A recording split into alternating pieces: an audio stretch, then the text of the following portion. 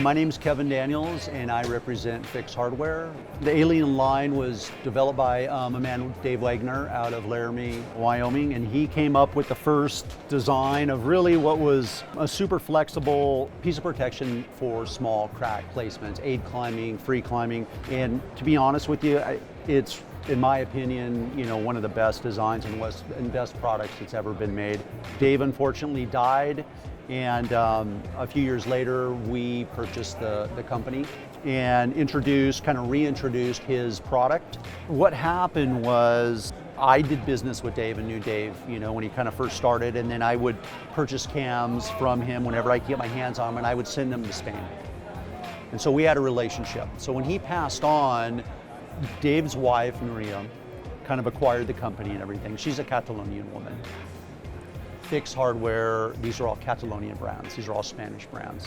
Quite a few companies, spoke with her about buying the brand and such, and it kind of, things didn't work out, and it, for the most part, went away, and it kind of really opened up a window during that time period when, we weren't seeing any manufacturing.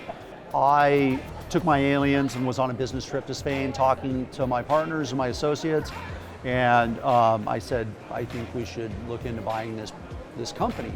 And her being Catalonian, they're Catalonians, it kind of just worked out, and through the course of about 6 months they came to an agreement, and then we transported everything from Laramie to Spain so our engineers can kind of get a handle on everything and see what we were working with. It took about 8 months to figure out how he was assembling these. No one had ever assembled them. We didn't know how to put them together. We just had all these parts.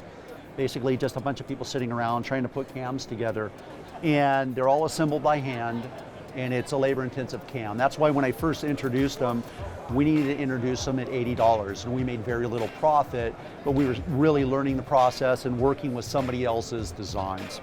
The company right now, I would say, is a small to mid-sized company, maybe 50 to 60 total employees. The European company, as far as here in the US, it's still a small company. There's 4 or 5 different people that work with me on different things. And I put stuff in boxes, and I do some accounting, and I kind of do whatever needs to be done. So I'm not an engineer. I've been climbing most of my life, and I participate in kind of all aspects of climbing.